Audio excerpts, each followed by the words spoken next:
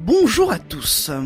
La semaine dernière s'est déroulé le concours d'éloquence de la cour d'appel de Bourges. Les étudiants en droit ont plaidé dans la salle d'audience lors d'un faux procès dans les conditions du réel. La patronne du Berry sera fêtée lundi prochain à l'occasion de la Pentecôte. Une nouvelle statue a été réalisée l'an dernier à son effigie. La Coupe du monde de football démarre demain en France. À cette occasion, nous nous sommes interrogés sur le rayonnement des sportifs dans Berry. Nous ferons un point dans ce journal. RCF en Berry, le journal Hugo Sastre. La semaine dernière, dans la salle d'audience de la cour d'appel de Bourges, s'est tenu un procès pas comme les autres. Une personne âgée est décédée des suites d'une crise cardiaque après avoir été agressée par le robot d'une société de sécurité. L'engin chargé de la surveillance d'un immeuble aurait confondu la canne du vieux monsieur avec une arme. Mais alors, qui est responsable ? Rassurez-vous, ce scénario est faux. Il s'agit en fait de la 5e édition du concours d'éloquence organisé par la cour d'appel de Bourges pour les étudiants en droit de 2e et 3e année. Ils sont divisés en plusieurs groupes. Certains représentent le ministère public, d'autres plaident pour la société de surveillance dans un procès plus vrai que nature. Guillaume Martin de Guéret. Alors que le jury vient de se retirer pour délibérer, tout le monde s'agite dans la cour d'audience de la cour d'appel de Bourges. Si le procès est faux, les conditions sont proches du réel. Marie-Christine Tarare et Morissette Danchaud, respectivement procureure générale et première présidente de la cour d'appel, font partie du jury. Un contexte qui a de quoi impressionner les étudiants. C'est très intimidant parce que nous sommes en cour d'assises. Normalement, ce sont des jurés, des personnes qui ne connaissent pas le droit vraiment. Alors que là, aujourd'hui, les jurés étaient en fait des professionnels du droit qui connaissent toutes les règles de droit dont on parle au cours de la plaidoirie. Ce sont des personnes qui ont les diplômes que nous espérons avoir un jour et c'est très intimidant. Impressionnant donc pour Sophie, mais une mise en situation appréciable qui permet de passer de la théorie à la pratique. C'est très formateur parce qu'on applique enfin les règles de droit qu'on apprend toute l'année à la fac. Donc ça permet de les appliquer et de voir ce que c'est la réalité en fait. Comment une règle de droit peut être détournée à notre avantage ou une jurisprudence, et puis on approche toutes les sources du droit et même des sources futuristes comme on a vu aujourd'hui dans ce procès du futur concernant l'intelligence artificielle. La prestation des étudiants semble avoir convaincu Antoine Garapon, magistrat et secrétaire général de l'Institut des hautes études sur la justice, invité d'honneur du concours. J'ai été très impressionné de la qualité d'abord de l'argumentation des étudiants qui, je le rappelle, sont quand même en licence, ils n'ont pas fait du droit depuis 20 ans. J'ai été très impressionné aussi par leur niveau d'éloquence, de maîtrise de la langue française et par la manière dont ils ont intégré, dont ils ont habité le rôle judiciaire selon qu'ils étaient au parquet ou en défense. Une expérience pour moi très encourageante pour l'avenir. Et l'avenir sera peut-être fait de procès autour de l'intelligence artificielle dans un futur proche. Pour ce qui est du présent, c'est la défense qui l'a emporté. À la suite de ce procès fictif, les étudiants se sont vus remettre différents prix. Ils sont une quinzaine d'étudiants à avoir participé à la 5e édition du concours d'éloquence organisé par la cour d'appel de Bourges, le barreau et la faculté de droit. Les étudiants en droit bénéficieront peut-être du campus connecté lancé par l'agglomération de Bourges. 10 étudiants vont être pionniers à partir de septembre. Ils étudieront par correspondance. Pour autant, ils auront accès aux services proposés par l'université de Bourges, comme le restaurant universitaire ou la bibliothèque. En cas de mauvaise compréhension d'un cours, les élèves peuvent même dialoguer avec des professeurs par téléphone ou par Skype.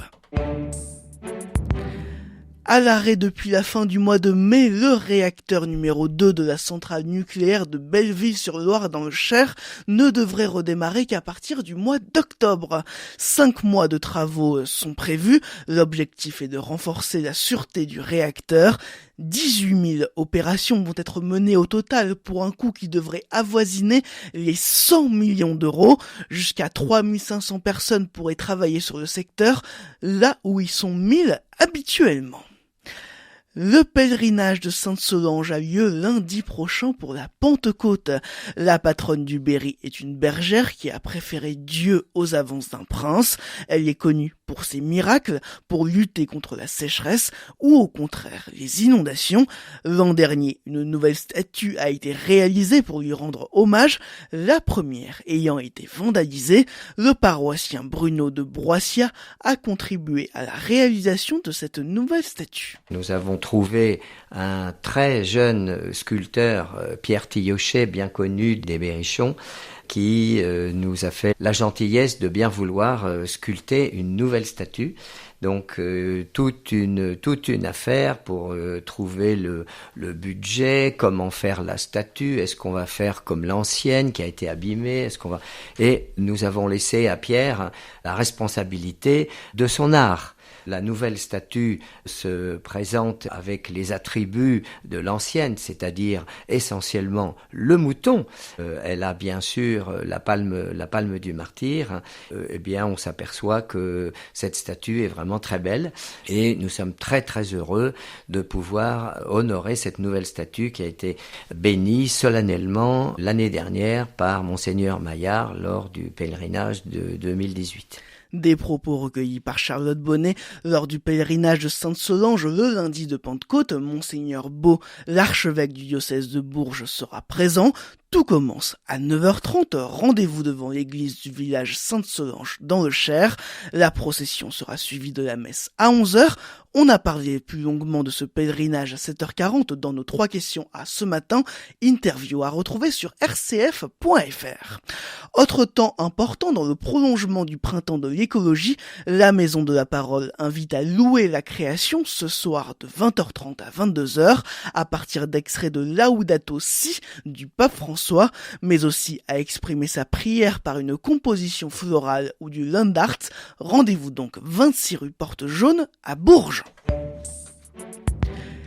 Quel rayonnement pour les sportives d'Ambéry, c'est le thème du tour de la question ce soir à 18h15, une thématique d'actualité à la veille de la Coupe du Monde de football en France, une Coupe du Monde avec la présence de la barangeonnaise Charlotte Bilbao. Dans le Berry, le tir sportif est important, un plan de féminisation a été mis en place par la Fédération française de tir.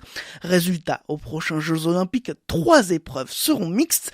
Mélanie Cousy, tireuse de fosse olympique, participera au jeu.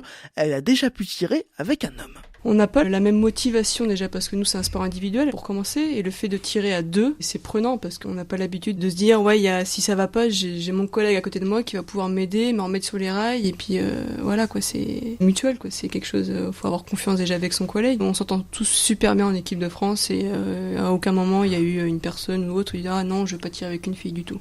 Lors d'entraînement, Victoire Pitot boxe parfois face à des garçons. Face à certains, ce n'est pas toujours simple. À ma salle, il va y avoir des garçons où techniquement je suis plus forte qu'eux. Mais je pense qu'il y a cet orgueil masculin qui fait que il va se dire dans sa tête non, je peux pas me prendre tous ces coups par une fille. Du coup, je pense que des fois les garçons de ma salle, ils vont chercher le coup dur, que je sois meilleure techniquement, etc. Je reste une fille. Je pense qu'au bout d'un moment, un garçon qui pèse 10 kilos plus que moi, il a envie de me mettre un coup fort et me mettre un coup fort. Alors quel rayonnement pour les sportives d'Ambéry, c'est le thème du tour de la question ce soir à 18h15. 4 sportives berrichonnes sont invitées et demain ce sera Charlotte Bilbao qui sera invitée dans nos 3 questions à 7h40. Elle se confiera sur sa participation à la Coupe du Monde. Toujours en football, les 16 meilleurs collèges de France s'affrontent depuis mardi à Bourges. Les demi-finales et la finale se joueront aujourd'hui. Le retour du soleil aujourd'hui, ce matin, il va faire 13 degrés à Péracé, 14 à Issoudun. Cet après-midi, le mercure est en hausse. La maximale sera de 20 degrés à Argenton-sur-Creuse et à Saint-Amand-Montrond. Il faut profiter de ce beau temps. Demain, la pluie est de retour, mais aussi les orages.